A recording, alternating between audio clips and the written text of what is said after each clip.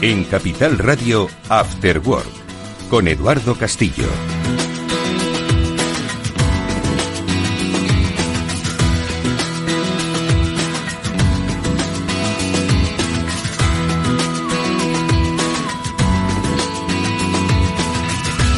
Hola, ¿qué tal amigos? Buenas tardes, bienvenidos un día más a Cyber After Work, el programa de ciberseguridad de Capital Radio. Hoy se va a adentrar en temas que tienen que ver mucho con el mundo de la ciberseguridad, con el mundo de la privacidad, de quiénes somos y de cómo nos conectamos. Lo digo porque hoy en las reflexiones y análisis que Pablo Sanemeterio y Mónica Valle van a compartir con todos vosotros, se encuentra un episodio que ha sucedido recientemente y que tiene que ver con pues la privacidad, la capacidad de cortar las comunicaciones y conexiones defendiendo intereses legítimos. Estamos hablando de el caso que hemos visto esta semana con respecto a Cloudflare y los cortes que, pues eso, persiguiendo la piratería, que no paga los derechos de visionado de los partidos de liga, pues ha afectado a muchos usuarios que nada tenían que ver con esta circunstancia, que como decimos, pues hoy traemos a colación porque tiene que ver con el entorno en el que nos movemos, privacidad, identidad, capacidad, ¿no?, del control de los servidores, etcétera, etcétera.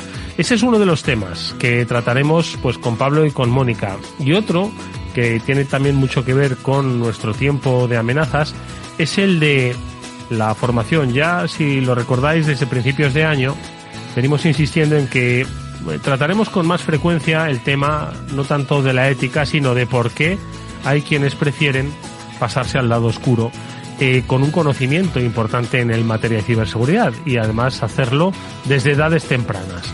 Bueno, pues de eso vamos a reflexionar hoy, porque respuestas obviamente no hay absolutas, ni mucho menos, pero sí que podemos hacer lectura aproximada a lo que Pablo y Mónica ven, conocen, piensan, sienten. Mónica Valle, muy buenas tardes, ¿cómo estás?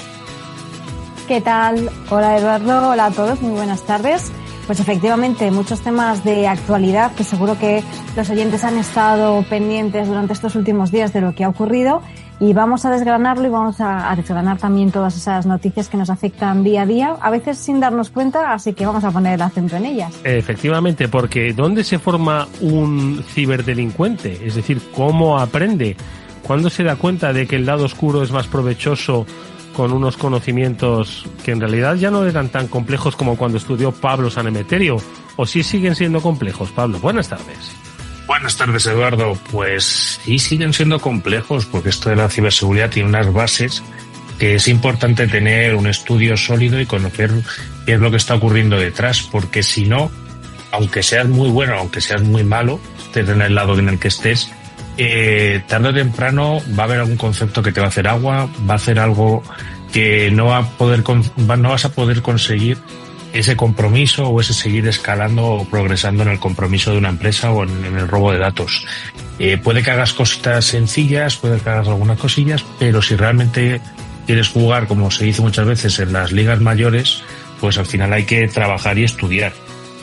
Y bueno, pues me parecen dos temas muy interesantes, Eduardo, la verdad, los que vamos a compartir con nuestros oyentes. Bueno, pues estas eran las reflexiones que Pablo Sanemeterio y Mónica Valle dejarán con todos nosotros, y por supuesto tendremos nuestra aproximación semanal, ya queda muy poco, 5, 6, 7 de marzo, estamos hablando de la RootedCon. Estará Omar Benwasa con nosotros al final del programa, no solo para desvelarnos la respuesta de la pasada semana que formuló Román Ramírez, no solo para formularlos una nueva pregunta que dará como resultado pues la obtención de algunas entradas para aquellos que la acierten y lo hagan con rapidez, sino que por supuesto nos ayudará como siempre a reflexionar sobre, con la base de la Rooted de este año, pues cuáles son esos desafíos. Nosotros algunos los queremos abordar, como habéis visto a lo largo del programa, serán otros tantos, seguro que alguno de ellos es más que compartido. Bueno, pues esto es el Afterword el Cyber Afterword de hoy. Hablaremos también de un dato curioso, lo veremos en nuestro espacio Seguro Panda.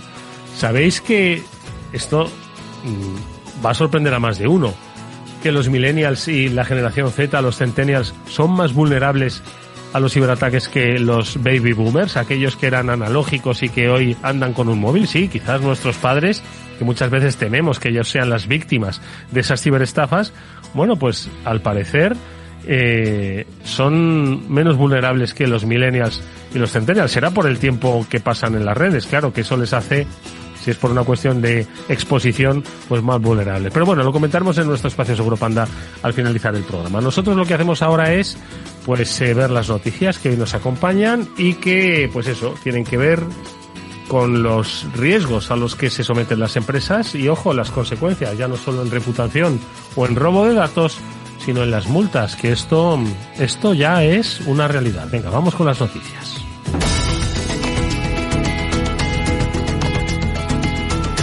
Y es que tiene que ver, como decíamos, con el tema de la identidad, de vigilar los datos, de protegerlos, de saber utilizar los datos. Hoy, la verdad es que hay que hacer un máster y es importante sobre cómo debemos tratar los datos de las personas, tratar sus derechos de imagen y tratar de preservar esa identidad que en muchas ocasiones les estamos solicitando porque nos han dicho que así vamos a mejorar nuestro rendimiento comercial, por ejemplo, conociéndole, personalizando, ¿no? Obteniendo todos esos datos. Bueno, pues, ¿en qué terreno nos movemos? Pues eso hay que saberlo. ¿Por qué? Porque si no le puede pasar como a un hotel que le ha caído una multa por fotocopiar un DNI, y muchos pensarán, pero esto no se podía hacer, pero si a mí yo creo que me lo han escaneado en más de una ocasión y todo eso. Bueno, pues multas es a lo que se expone tanto un pequeño negocio, en este caso que tiene que manejar los datos de sus huéspedes, como a los datos de compañías, hoy por cierto, del sector asegurador, que son protagonistas. Mónica, de un sitio a otro, lo publicáis en BitLife Media. Sí, es un ejemplo de lo que está ocurriendo, ¿no? Porque, de hecho, bueno, la Agencia Española de Protección de Datos, pues cada año ya sabéis que van aumentando esas sanciones en relación a brechas de datos y a, bueno, infracciones de la protección y en materia de protección de datos, ¿no? Y fijaos que en 2024 se endurecieron esas multas, impuso más de 240 multas que sumaban en total más de 27 millones de euros.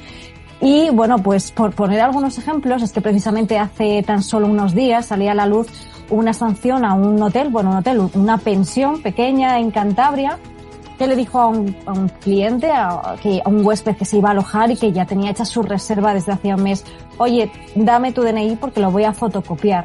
Y el cliente, pues sabiendo que esto no es legal, dijo: mira, yo te enseño el DNI, pero no quiero que lo fotocopies. Y al final, pues el rifirrafe acabó en que el pobre señor, el cliente, se quedó fuera del hotel y se tuvo que buscar otro alojamiento.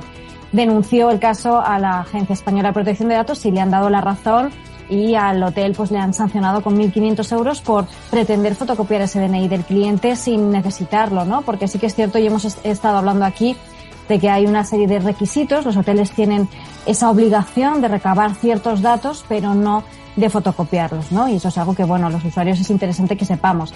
Y luego de ahí, pues a esa otra multa millonaria que mencionabas, en este caso de la aseguradora Generali, que han sido 5 millones de euros, pero en este caso por algo muy distinto, ¿no? Por una brecha de datos que afectó a, bueno, 1,6 millones de personas, que estamos hablando de otra cosa muy distinta, ¿no?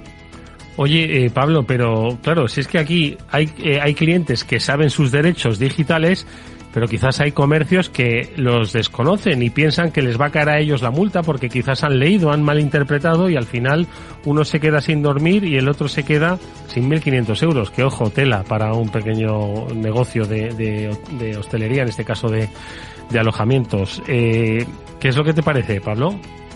Pues, a ver, es que con el tema de las fotocopias, el envío de fotos de carnet de identidad, de DNIs, etcétera, hay una polémica bastante interesante, sobre todo con los hoteles cuando estás físicamente, que no tienen por qué escanear tu DNI, solo tienen que comprobar que los datos son correctos, ya lo han comprobado, ya tienen tus datos, no tienen por qué hacerte una copia del DNI.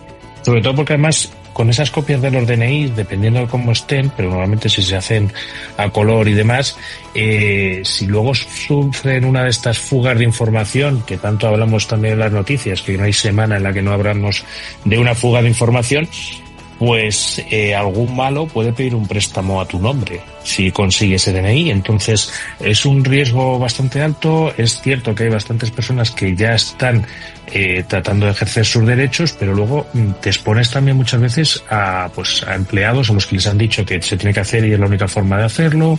No tienen tampoco quizás una formación ni saben qué es lo que se tiene que hacer legalmente o qué derechos hay, y cumplen órdenes muchas veces. Entonces el problema, pues acabas igual como el señor sin poder alojarte, con los trastornos que eso te puede generar en un viaje, etcétera.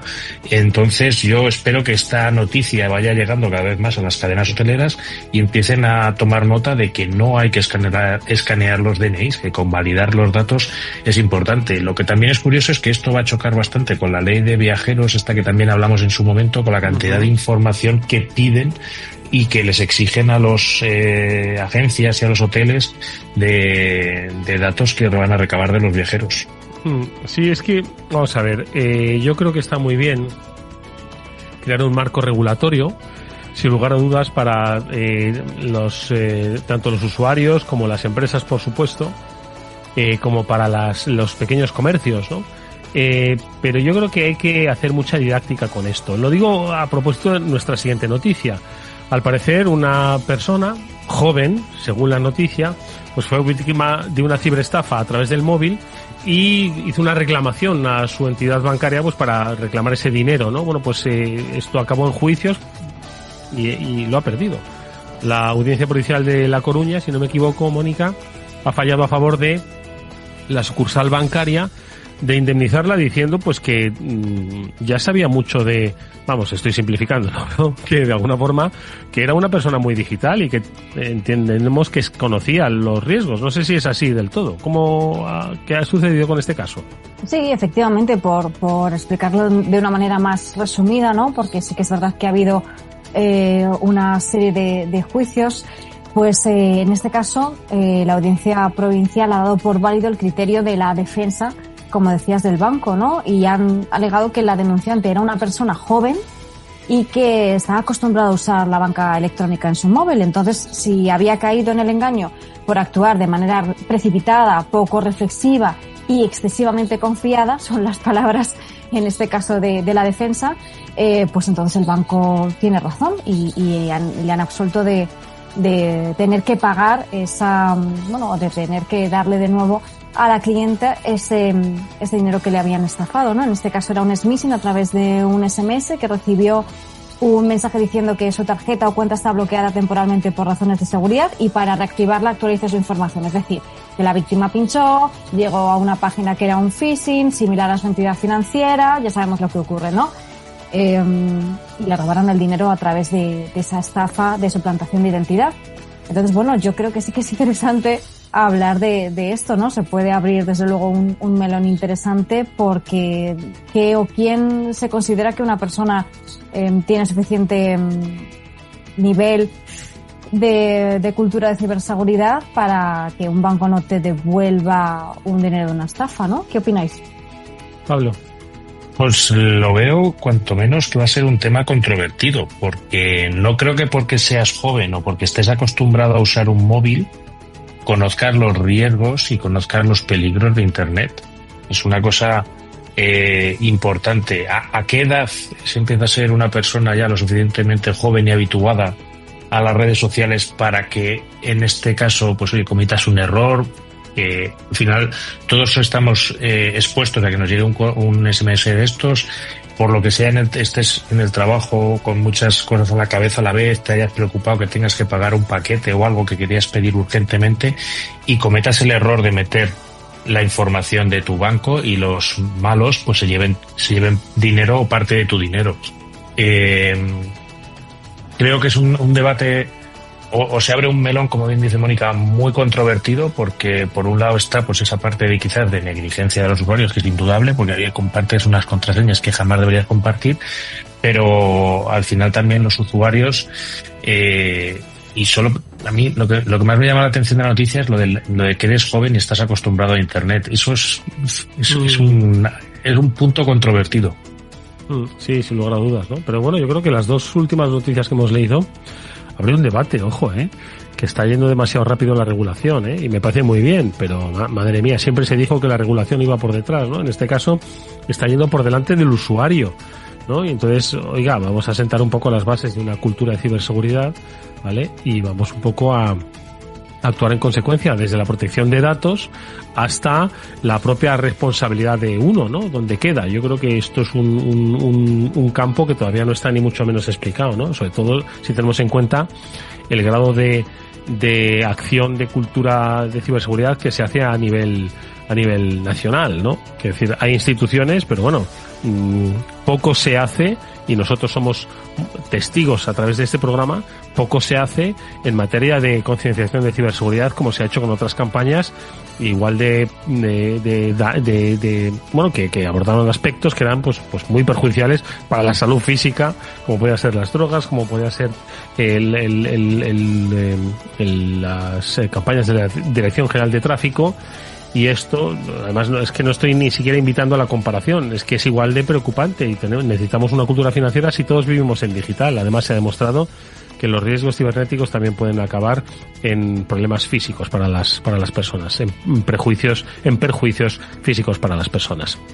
Bueno, pues como decía, el sector seguros es protagonista porque la compañía DKV ha alertado sobre una posible filtración de datos personales. Mónica, lo publicáis igualmente en BitLife Media. Efectivamente, pues en este caso ha comunicado a parte de sus clientes, no a todos, que ha sido víctima de un ciberataque por el que se han visto expuestos algunos datos personales relacionados, en este caso, con la gestión de pólizas. También matiza que no se ha visto comprometido datos relacionados con la salud de los clientes ni de tipo financiero, que sabemos que son los más sensibles, ¿no? Pero ¿qué ocurre? Que al final se le quita un poco de valor con la información expuesta, que tiene que ver solo, y entre comillas solo, con información personal como el nombre completo, el teléfono, DNI, fecha de nacimiento, un correo electrónico, dirección postal. Es que con esos datos se pueden hacer muchísimas cosas, ¿no? Que es precisamente lo que buscan los estafadores y los ciberdelincuentes. Luego nos sorprendemos con noticias como la anterior, de que a una persona pues le ha llegado un SMS o un correo electrónico, hay parte de su información personal y luego parte de información falsa, alguna excusa para introducir datos, para acceder a un enlace, etcétera. Y esto es lo que ocurre, ¿no? O sea, muchas veces, pues, ¿por qué los ciberdelincuentes llegan a tener esos datos de los usuarios? ¿Por qué tienen nuestros números de teléfono? ¿Por qué tienen nuestros emails? Porque se han filtrado en este tipo de brechas de seguridad. Entonces, bueno, pues si alguna persona tiene alguna duda o sospecha y es cliente de DKV, se puede poner en contacto con la empresa e intentar resolverlo, y sobre todo pues estar pendiente durante las próximas semanas, o bueno, vamos a dejarlo en las próximas. Las próximas. Pablo. A ver, recomendarles también cambiar contraseñas, activar segundos factores de autenticación, y como bien dice Mónica, es que al final, pues con todas las filtraciones, si yo recuerdo una página web donde iba poniendo la representación gráfica del volumen de información que se había filtrado, que es salvaje. Si consigues juntar o cruzar varios filtraciones, una de DKV, que tenga la mala suerte también de haber caído en la filtración de Europa, que hayas caído también en otra filtración de una compañía telefónica, etcétera. Al final vas juntando también piececitas, caes también en la del Hospital de Barcelona, que también está en internet. Todo eso lo juntas y al final tienes una historia muy verosímil, y alguien se puede hacer pasar por una compañía de lo que sea y darte información muy relevante, muy veraz y muy cercana a tu día a día y a tu realidad. Entonces, en general, siempre, pues, esto que hemos dicho, cambiar contraseña, segundo factor de autenticación, y cuando alguna compañía se ponga en contacto con vosotros, siempre le digo lo mismo, el colgar y llamarles tú, para validar que realmente son ellos, que tienen alguna referencia del caso o de lo que te estén comentando, para poder tratarlo con ellos y tratar de resolverlo sin que sean ellos los que te llamen. Bueno, pues así es como un poco debéis atender, ¿no?, a este tipo de circunstancias. Y una más que tiene que ver con uno de los primeros temas que vamos a tratar, y que también, pues, yo creo que se enmarca dentro de cómo evoluciona ahora mismo la responsabilidad del usuario, la responsabilidad de las empresas frente a los episodios de ciberseguridad, frente a las amenazas. Las compañías telefónicas deberán bloquear las llamadas y los SMS sospechosos de estafas. Yo no sé si aquí entran todas esas llamadas a la hora de la siesta, ofreciendo grandes ofertas, descuentos en compañías de telecomunicaciones o en compañías eléctricas. Pero bueno, esto es un primer paso hacia una nueva era, ¿no?, sobre el control de esas comunicaciones. No sé si hacemos una lectura buena o mala, porque claro, si las compañías pueden, como decimos, controlar, cortar, luego pasan cosas como las que pasan. Pablo San Emeterio, te dejo a ti primero. Pues a ver, yo creo que es una iniciativa interesante en la que, oye, pues hay que alabar también en cierta medida que, oye, hay una ley en la que se les pida a las compañías telefónicas que traten de luchar contra uno de estos problemas técnicos que hay, sobre todo con la parte de teléfonos, que lo hemos visto mucho, como hay SMS fraudulentos que se nos cuelan dentro del hilo de SMS normales y legítimos de nuestro banco, hay números de teléfono, acordaros del pobre chico que también hablamos, no sé si en estas navidades o las anteriores, en las que les habían limpiado literalmente la cuenta bancaria porque les estaban llamando desde un número de teléfono que era el de la sucursal central. Entonces, yo creo que es un movimiento interesante. Lo que no sé es si realmente hay una capacidad técnica como tal para poder pelear contra estas cosas. Yo creo que aquí tendríamos que hablar otra vez con Pedro Candel, que fue la persona que nos puso un poco en la pista sobre estos ataques que realizaban suplantando números de teléfono, porque no sé si realmente lo que quiere el gobierno implica un cambio de arquitectura global del sistema de llamadas móviles, que es de hace ya bastante tiempo, y no sé si hay recursos y capacidad para actualizarlo. Mónica. Sí, efectivamente. Ese yo creo que es uno de los principales retos, como bien dice Pablo. Y en este caso, pues bueno, esta norma, ¿no?, que quiere imponer el gobierno, pues se dirige a esas llamadas, a esos SMS que están haciéndose pasar por instituciones públicas, por compañías, es decir, phishing, y también pues cuando intentan suscribir fraudulentamente a un servicio no solicitado, que no es exactamente una estafa, pero bueno, que a muchos usuarios pues les intentan engañar con esas llamadas de teléfono que son una verdadera pesadilla. Yo creo que para todos los usuarios es que no se libra a nadie, ¿no? Y a mí me gustaría ser muy positiva con esto, pero es verdad que no es la primera vez que se intenta algo así. Y al final es complicado, ¿no? Sabemos que los estafadores, pues, en este caso, no son estafadores solamente, sino que también hay muchas empresas legítimas detrás que utilizan, pues, algunos trucos que están un poco en la línea gris entre el bien y el mal. ¿Y a cuántas veces os ha pasado que os ha llamado un número de teléfono, no queréis coger ya más ese número de teléfono, lo bloqueáis, pero al día siguiente recibís otras 20 llamadas más de otros 20 números de teléfono distintos? Es que da igual que se bloqueen, porque ellos mismos tienen ese poder de conseguir nuevos números de teléfono de manera absolutamente infinita, ¿no? Entonces, ojalá que sirva para algo, porque yo creo que verdaderamente está siendo un problema no solo de privacidad, sino también de intimidad para las personas que están sufriendo y estamos sufriendo pues un spameo constante, ¿no? Bueno, pues esto es como, yo creo que un punto de partida para ver esas capacidades, cortar, limitar, bloquear, y de esto va un poco el primero de los temas que queremos tocar, que es el del Cloudflare, y la lectura que hacemos desde el punto de vista, como decimos, ¿no?, de la privacidad, de la identidad digital y de los servicios, enmarcado todo dentro de la ciberseguridad. Este es nuestro primer tema. Venga, terminamos noticias, vamos con ese análisis.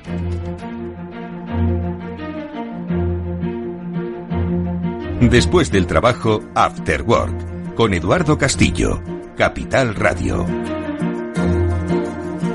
Siempre que hay algo técnico, pues le pedimos al que sabe hablar en lenguaje técnico que nos lo explique y nos lo aterrice. A ver, sobre todo a los futboleros, ¿no?, que quizás se han visto afectados, y otros servicios, ¿no? Pablo San Emeterio, ¿qué ha pasado? ¿Qué ha pasado?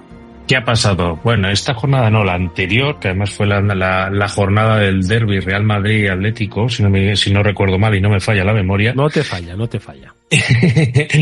¿Qué es lo que ocurrió? Pues que, bueno, como sabrás, hay una lucha, entre comillas, desde la parte, bueno, en comillas, hay una lucha clara desde los cadenas que tienen los derechos de propiedad del fútbol, con los cuales se venden esos derechos, se cobra a la gente que tenga los paquetes correspondientes y es un negocio bastante importante. ¿Qué ocurre? Que en Internet hay un montón de sitios piratas o sitios donde se piratea esta señal o incluso se retransmite la propia señal legítima para que otros usuarios se puedan beneficiar o ver el partido sin pagar, ¿vale? ¿Qué ocurre? Tradicionalmente este tipo de servicios, pues no quiero dar muchos nombres, pero alguno empezaba por Roja y no quiero seguir mucho más. Uh-huh. ¿Qué es lo que daban? Pues te dan acceso a ver esos partidos. ¿Cómo luchaban normalmente por las teleoperadoras y los que tenían los derechos del fútbol?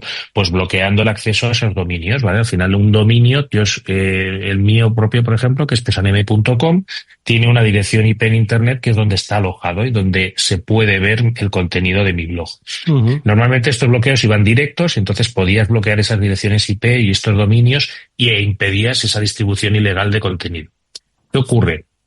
Desde hace 2, 3, casi 4 años ha habido un apogeo de servicios como el de Cloudflare, que al final son servicios en Internet que, entre comillas, que se interponen entre tu servidor legítimo web y el resto de clientes, ¿vale? Con esta funcionalidad consigues, primero, muchas veces consigues acelerar la entrega de contenidos, ¿vale? La gente de Cloudflare tiene un proceso que se llama CDN, que lo que permite es cachear tu contenido, tus imágenes y cosas así de la página web y permiten acelerar y que llegue ese contenido más rápido a tus visitantes, ¿vale?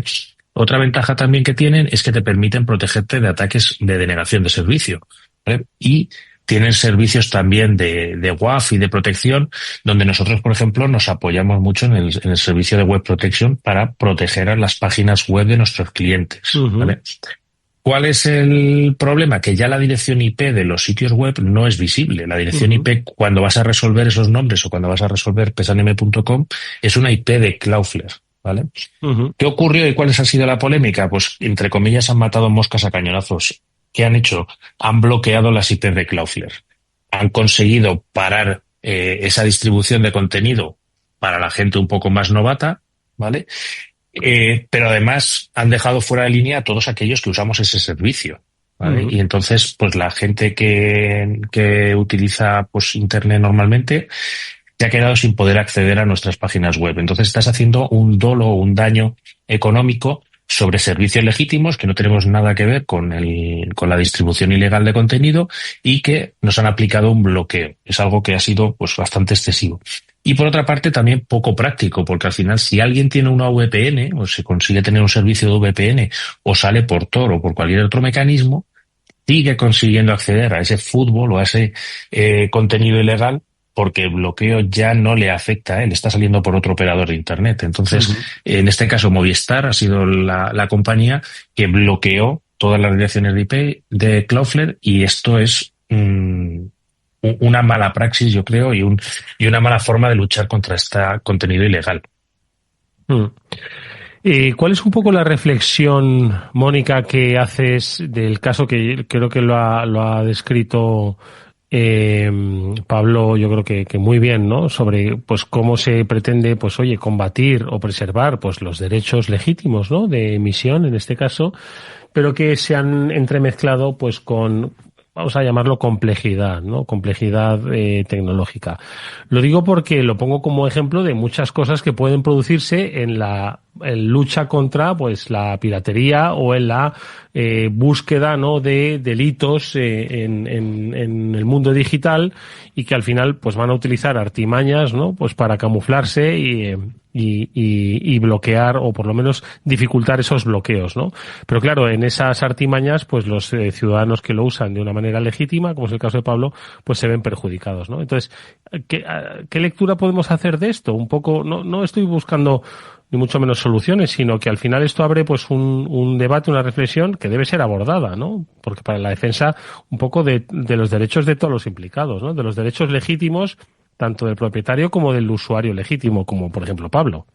Sí, desde luego es un debate muy interesante y que yo creo que se ha abierto precisamente entre muchos usuarios, ciudadanos que no necesariamente son expertos en esto, pero que lo han sufrido o que no, pero que también les parece que es algo que hay que hablar, ¿no? Porque realmente aquí están pagando justos por pecadores, pero de una manera quizás muy exagerada, ¿no? Estamos hablando de que un servicio completamente legal como es Cloudflare, que además ayuda en muchas ocasiones a reducir estafas, reducir problemas en Internet, reducir páginas web fraudulentas, por ejemplo, ¿no? Porque tiene precisamente esos sistemas de seguridad que Pablo, de hecho, conoce muy bien y luego seguro que nos puede comentar.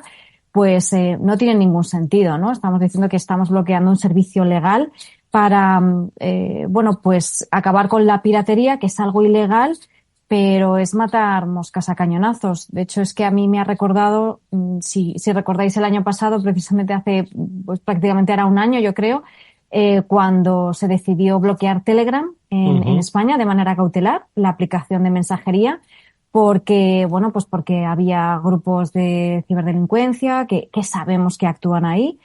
Pero bueno, es verdad que estás bloqueando una aplicación entera porque hay algunas personas que lo utilizan de manera ilícita, que no es el caso de Cloudflare. En este caso no lo estoy comparando, pero sí que es anular una aplicación o en este caso anular otra aplicación como es Cloudflare, ¿no?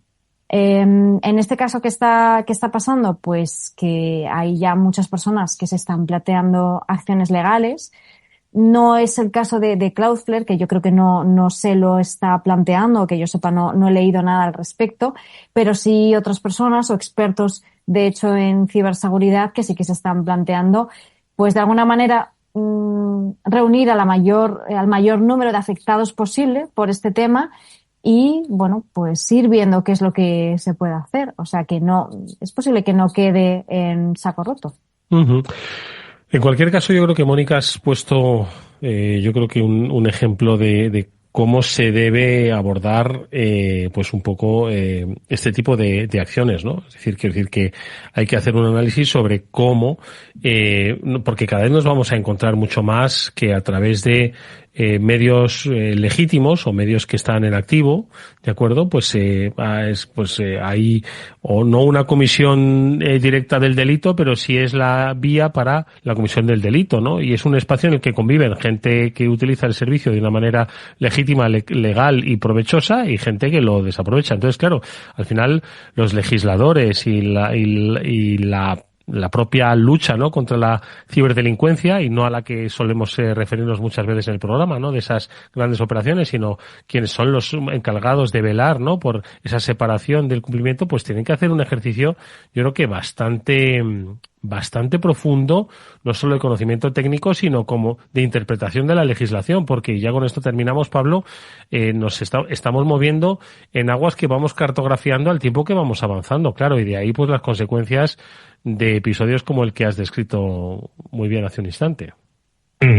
Sí, y al final a mí también hay una cosa que me preocupa y es que muchas veces estamos intentando legislar cosas que realmente ya están legisladas. Entonces hay que tener cuidado con estas relegislaciones, si me permitís el palabra, porque, oye, muchas veces aplicando la ley que ya hay es más que suficiente. En este caso, además, hay otra parte también que es el derecho al secreto de las comunicaciones y a otra serie de derechos que tienen los usuarios de Internet y de servicios de telecomunicaciones que igual podrían estar en entredicho también en este caso. Además es que es como, ya te digo, Cloudflare igual para muchos de nuestros oyentes es un poco algo más desconocido, pero es que dentro del mundo de la ciberseguridad, dentro del mundo de muchas empresas que se dedican a las páginas web, es un proveedor ampliamente utilizado por los servicios que tiene y el caso de que decía Mónica me parece también muy importante. Es decir, a ver, dentro de todas las plataformas siempre va a haber un uso ilegal van a intentar sacar partidos si pueden y se van a cometer delitos, es decir, porque haya en Telegram grupos que se dediquen a extorsionar o que se dediquen a compartir información que no deben o el delito que sea, no implica que el resto de usuarios, ¿vale? Esto es un porcentaje pequeño de los usuarios globales de la plataforma. Entonces no pueden pagar todos los usuarios porque haya 2 o 3 que hacen un uso inadecuado de la plataforma o que directamente están cometiendo delitos. Lo que hay que hacer es perseguir a esas personas que estén incumpliendo la ley con los mecanismos que hay y con los mecanismos que se pueden establecer o incluso estableciendo comunicaciones y relaciones entre empresas para luchar contra ello, porque estoy convencido que Cloudflare no está a favor de que se haga un uso inadecuado del contenido y se vulneren los derechos de propiedad. Entonces, creo que es algo en lo cual se pueden poner de acuerdo, y sobre todo es que yo me pongo en la piel de muchos clientes míos que hayan podido estar fuera de línea por esta acción. Joder, es que te quedes, pues, imagínate, 3 horas fuera de internet porque alguien haya decidido que no va, que los usuarios que usan Movistar no van a poder acceder a Cloudflare. Es un hecho bastante grave. Bueno, pues como digo, yo creo que es un tema, ¿no? Que invita a la reflexión, que forma parte del entorno en el que nos vamos a encontrar, pues, cada vez con más frecuencia, y que requiere, ¿no? De un análisis, yo creo que, como dice Pablo, no de una relegislación, sino de una interpretación de expertos que pongan un poquito esto sobre la mesa, ¿no? Por lo que yo creo que está bien tirado, ¿no? Está bien tirado y es un momento muy importante, ¿no? Porque todo va a afectar, ¿eh? Al final, estamos hablando de identidad, de lo que hacemos, ¿no? Dentro del mundo digital, y cómo se va a entremezclar, pues, lo ilegal, la legal y, por supuesto, lo legal. Este es uno de los temas. El otro, que también tiene que ver con qué hay ahora mismo en el mundo digital, era el que nos invitaba también a la reflexión. ¿Por qué la gente estudia para pasarse al lado oscuro? Venga.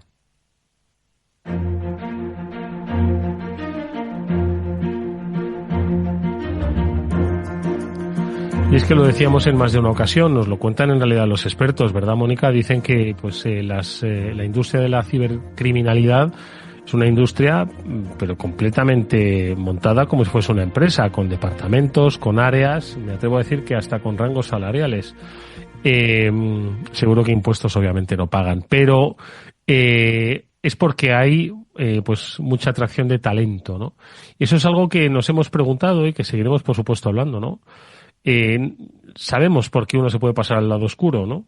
Lo han comentado los expertos en más de una ocasión, Pablo, que es muy rentable, no te manchas las manos, a veces incluso no eres siquiera consciente de que lo que estás haciendo es para la comisión de un ciberdelito, y además, pues, que está bien pagado, como decimos, ¿no? Claro, con esos mimbres, pues es muy atractivo. Si pasa en la vida real diciendo, oye, creo que la salida de las FPs del área sanitaria tienen muchas salidas y pagan muy bien. Bueno, pues la gente se va a hacer eso, ¿no? Pues esto es exactamente lo mismo. Oye, creo que hacer cosas de ciberseguridad no es súper cómodo, no se entera, es anónimo y te pagan muy bien. ¿Dónde está la frontera, Pablo? Mónica. La frontera está muy clara, ¿eh? La frontera la marca la ley y, hombre, eso, evidentemente eso por supuesto, ¿no? y al final la motivación, yo creo, principalmente también es una motivación puramente económica, ¿vale? Tiene ventajas siempre se ha dicho y siempre hemos visto muchos estudios en los cuales, hoy al final el cibercrimen se está potenciando mucho porque las penas son mucho menos graves que el tráfico de drogas, que el tráfico de blancas, que el tráfico de armas, que han sido los negocios tradicionalmente más lucrativos, ¿vale? Entonces, uno, lo puedes hacer desde el salón de tu casa, no corres riesgos físicos, muchas veces además pues se hace desde países con los cuales es difícil hacer las intervenciones. Por suerte, ya damos también noticias en el programa anterior de, pues oye, que la policía al final también colabora con otros países y consiguen detener a los delincuentes y a los estafadores, pero principalmente, pues oye, tiene una entrada muy rápida de dinero, y también en ocasiones la curva o el método de atacar. Yo he dicho al principio del programa de que evidentemente es importante que tengas unas bases tecnológicas, pero muchas veces, si eres capaz de jugar con esa ingeniería social, esos mensajes y ese cruzar información que hablábamos, no necesitas saber a fondo cómo funciona una comunicación o cómo funciona Cloudflare. Mónica, ¿qué te parece? Sí, efectivamente, totalmente de acuerdo. Y además es que, como hemos hablado también en muchas ocasiones y nos han explicado también expertos de fuerzas y cuerpos de seguridad del Estado, en este caso, pues, Policía Nacional, Guardia Civil, hay varios factores, ¿no? Uno de ellos, como bien decía Edu, pues ganan mucho dinero con este tipo de estafas o de ciberdelitos más potentes, ¿no? O más técnicos, por decirlo de alguna manera. Y hay, pues, algunas personas, lamentablemente, cada vez más, sobre todo un perfil más joven, como nos han contado en algunas ocasiones, que tiene, pues sí, conocimientos técnicos, informáticos y que, bueno, pues que en vez de utilizarlos para acceder a un puesto de trabajo en una empresa tecnológica o en algún puesto relacionado con este sector, pues lo utilizan para el mal porque pues están viendo a personas normalmente de su alrededor que se compran un cochazo, que tienen mucho dinero, que lo ganan muy rápido, de una manera muy fácil y no tienes que trabajar en una oficina, ¿no? ¿Qué ocurre? Que también eso es una parte y luego por otra parte esa industria tan rentable, como decías, en constante evolución y muy profesionalizada, ¿no? Entonces se juntan muchos factores. También se añade el factor de que para todas estas fuerzas y cuerpos de seguridad del Estado no es tan fácil resolver esos delitos, ni siquiera investigarlos, necesitan muchos más recursos, más inversión, más cooperación internacional que constantemente, y aquí, como decía Pablo también, lo comentamos siempre que podemos cada semana, se van cerrando foros de cibercrimen, se van acabando con ciertas bandas de cibercrimen, pero son como setas y salen más, ¿no? Entonces hay que buscar alguna otra opción, sobre todo, como decía Edu, para esos talentos jóvenes que se están yendo al lado del mal, pues esa formación que tienen, que la pueden encontrar en Internet, la mayoría son autodidactas, lógicamente, pues que la utilicen para el bien, ¿no? Quizás con más incentivos, de alguna manera habrá que ir quizás por esa línea, ¿no? No sé qué pensáis. Sí, sí, la verdad es que es una cuestión de hacer bastante didáctica desde siempre, de también un poco poner el mundo de la ciberseguridad al servicio de los demás, ¿no? Yo creo que eso también es una muy buena opción. Por supuesto, hacer mucho más competitivo el negocio de la ciber. No es algo nuevo y no es algo desconocido para quienes nos escuchan, pues que los salarios en el mundo ciber siempre en España son poco competitivos frente, ya no te digo la industria de la ciberdelincuencia, sino frente a la industria legal en otros países, ¿no? Entonces, al final, pues yo creo que hay muchos elementos que pueden ponerse sobre la mesa, ¿no? Formación, pues también, por supuesto, casos ejemplarizantes, ¿no? Y una mejora de las condiciones, y sobre todo, bueno, pues ver el papel, ¿no? Que juegan todos los profesionales de la ciberseguridad, de la misma forma que hay médicos, ¿no? A los que, por supuesto, siempre se conoce mala praxis de alguno, ¿no? Pero por lo general los médicos pues son una figura pues y todo el cuerpo sanitario pues muy muy deseados, ¿no? En la sociedad. Bueno, pues los expertos en ciberseguridad, ya habéis visto, ¿no? Cómo está el mundo, cada vez van a ser más necesarios, ¿no? Y yo creo que esa valoración debe ir acompañada, aunque bueno, seguro que hay más de un médico que se queja y con razón de determinadas circunstancias laborales. Pablo, ¿tu reflexión cuál sería? Pues a ver, es complicado, porque al final, a ver, yo me estaba acordando, según estábamos hablando, mucho de nuestro gran amigo Angelucho, que nos estará escuchando desde allá donde esté, porque él hacía una gran labor y una gran lucha para que la gente con menos recursos, que también muchas veces es la que pues acaba más rápido en estos entornos o en estos cibercrímenes, no cayera o tuviera entradas profesionales, tuviera una posibilidad de trabajar en un entorno profesional, porque al final, vale, te puedes levantar mucho dineral en 2 o 3 golpes, pero como muchas veces me gustaba oír a uno de los grandes hackers también, a mí me gusta dormir por las noches tranquilo, entonces entiendo que también a la gente le gustará dormir tranquila por las noches y no tener que estar preocupándose si va a llamar o no va a llamar la policía a tu puerta. Entonces es importante explicarle los riesgos, explicarle los delitos, cuáles son las consecuencias, cómo puedes acabar muchas veces en la cárcel o en algún calabozo, y tú no querías acabar allí, sino que simplemente pues querías ganar dinero y tener una oportunidad profesional muchas veces de esta gente que pues oye, ha tenido una capacidad especial, ha sido más hábil de lo normal, o sea, ha desarrollado profesionalmente más rápido. Sería bueno e interesante poder redirigirles hacia carreras profesionales más normales. Y estoy de acuerdo contigo también, Eduardo. Hay un tema salarial y con toda la polémica más salarial que hay del SMI, etcétera, que creo que hay que abordar seriamente para que a los profesionales se les pague el dinero que se merecen y en relación sobre todo al trabajo que hacen.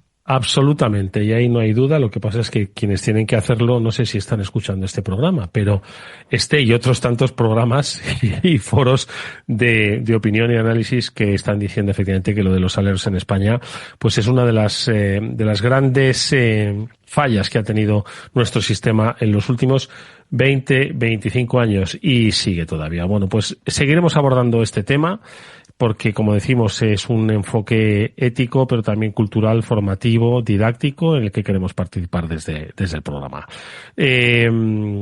Vamos con más temas, en este caso con nuestro espacio Seguro Panda, que mucho tiene que ver, ¿no?, precisamente con esas nuevas generaciones, que hay algunos estudios que dicen que son más vulnerables que los baby boomers a las ciberestafas. Venga, es nuestro espacio Seguro Panda.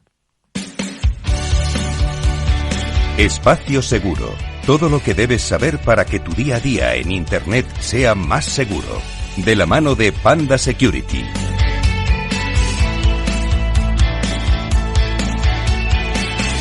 Bueno, pues lo veíamos en una de las noticias. Como eres joven, ya se supone que debes saber de tecnología. Pues igual ese es el tema, ¿no? Que la ingeniería social, al tener un poco más de interiorizado el mundo digital, nos hace más vulnerables a los millennials y a los centennials. Mónica, ¿qué te parece?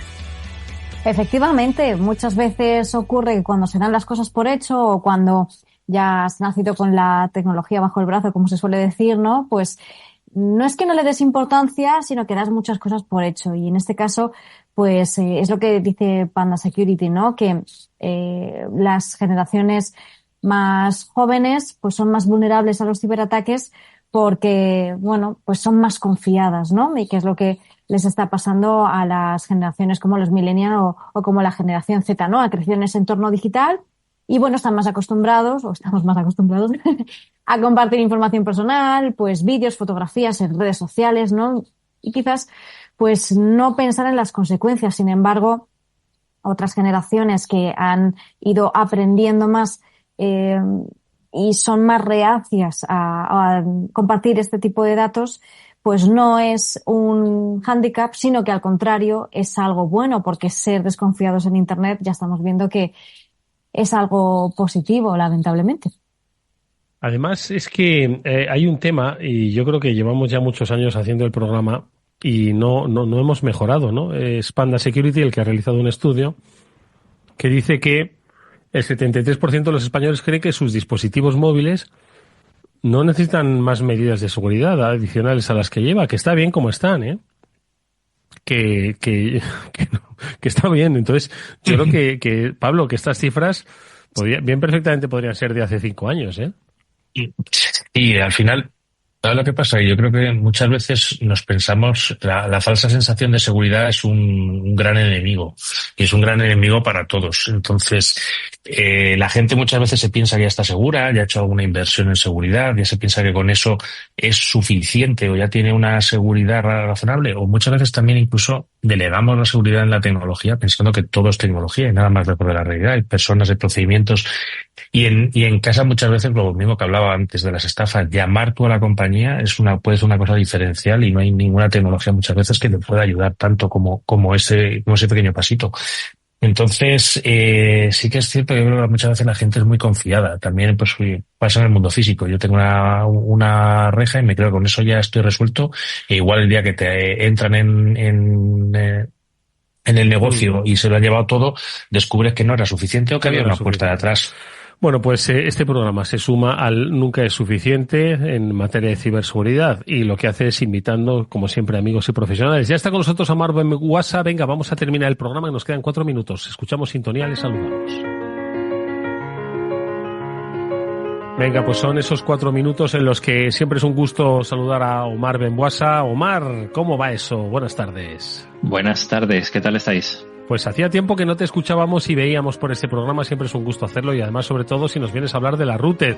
Son 4 minutos los que nos quedan para pedirte que nos digas por qué tenemos que ir a la Routed este año. Tenemos que ir todos los años, pero especialmente por qué tenemos que ir y luego tu pregunta, las fórmulas para que la gente intente lograr una entrada. Omar.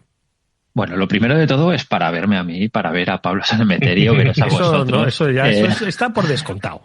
Interactuar con la gente, porque al final, oye, es que nos juntamos más de 6.000 profesionales en un evento que yo creo que no tiene parangón en la industria en España y en muchos países de Europa. Ya nos podemos definir como una de las más potentes conferencias de ciberseguridad y tecnología de Europa. Y ya no quiero tirarme el pisto y decir aquí que del mundo, pero vamos a por ello. Este año vamos a tener muchísimos tracks en el que, además de inteligencia artificial, anonimización, contaremos con fuerzas y cuerpos de seguridad del Estado. Este año de otra manera, porque también van a tener su propio track. Es decir, es que es una pasada. Entonces, la gente que le gusta la ciberseguridad, que tiene cierto interés y tal, bueno, sabe que Rute, sí, exactamente, tiene que estar ahí. Bueno, pues no nos queda nada más que invitar a que estén yendo o consiguiendo una entrada, si es que responden con atino a una pregunta que nos va a formular Omar. Ahora, por cierto, Pablo, dices la respuesta que nos propuso Román la semana pasada, pero Omar, ¿qué nos propones? Yo voy a tirar un poquito de hemeroteca, pero no tanto como mis compañeros. La voy a poner un poquito más facilita, porque quiero que vaya todo el mundo. Okay. Entonces, la pregunta es, ¿cuáles fueron los tracks que participaron en la RootedCon en 2024, el año pasado? Uy, que esa es súper fácil, hombre. Por eso está muy bien, porque así animamos. ¿Cuáles son los tracks que participaron en la 2024? Sí, seguro que si se escuchan hasta los programas del año pasado lo van a conseguir. Bueno, pues afterwork@capitalradio.es, si lo sabéis, lo respondéis, porque han respondido bien a la pregunta planteada por Omar, no, eso a partir de ahora. Digo por Román la semana pasada, Pablo. Sí, han respondido bien y además ya tenemos nuestros amigos de los nombres raros ya llegando a por las entradas, que eso te gustan a ti un montón. La respuesta a la pregunta, la pregunta era cuál era la charla en la que se dijo que se le había hecho un exploit a la ley, ¿vale? Y es la charla de Jorge Bermúdez, es una de las charlas míticas de RootedCon y se llamaba Los hackers son de Marte y los jueces son de Venus. ¿Tú esa te la sabías, Omar, o no?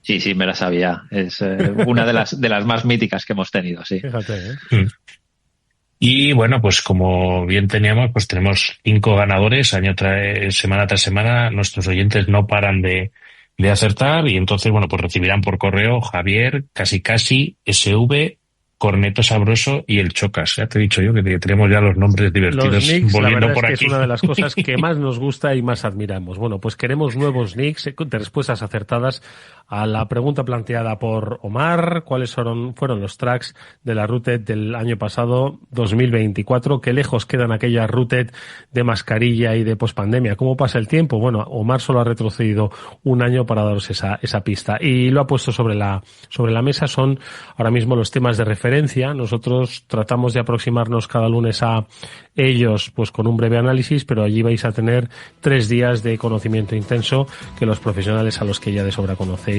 se ponen a vuestra disposición. Omar, muchas gracias. Que te vengas otro día con más tiempo, que ya nos ha pillado el final del programa, pero bueno, por lo menos que te hayamos podido escuchar. Será un placer. Un abrazo. Un fuerte abrazo, Omar, y un fuerte abrazo a todos. Gracias, Pablo. Gracias, Mónica. Nos vamos. Adiós. Hasta pronto.